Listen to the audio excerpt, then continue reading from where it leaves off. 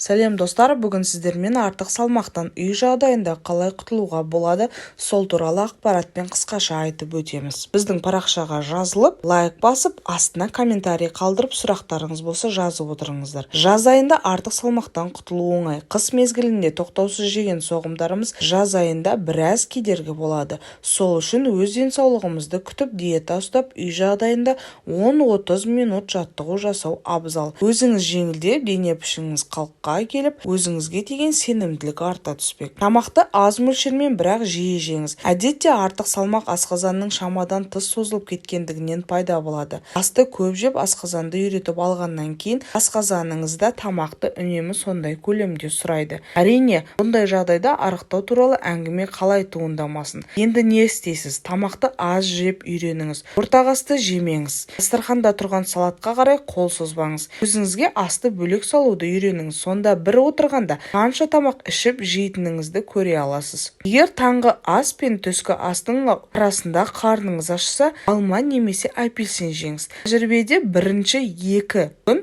қиналасыз, бірақ кейін астанудың жаңа жүйесіне дағдыланып кетесіз. Баяу және аз мөлшермен тамақ жеңіз. Егерде артық салмақтан арылғыңыз келсе, аузыңызға апарар кез келген затты барынша майдалап, сосын оны ұзақ шайнағаннан кейін ғана жұтыңыз. Мамандардың айтуы бойынша адам тез жегендіктен оның ағзасы қашан тойғандығын түсінбей қалады. Сондықтан сигналды кеш береді. Ол уақытқа дейін сіз біраз затты төңкеріп жеп қоясыз. Сол себепті асықпаңыз. Артыңыздан ешкім қуып келе жатқан жоқ. Қарныңыз қатты ашып кетсе, алма жеңіз. Немесе 1 стакан құндылығы 1% айран ішіңіз. Өзіңізді кешкі астан бері сәтте айыра алмасаңыз, онда әуелі кешкі тамақты 8:30-ға, сосын 7-ге, сосын 6-ға қарай жылжытыңыз.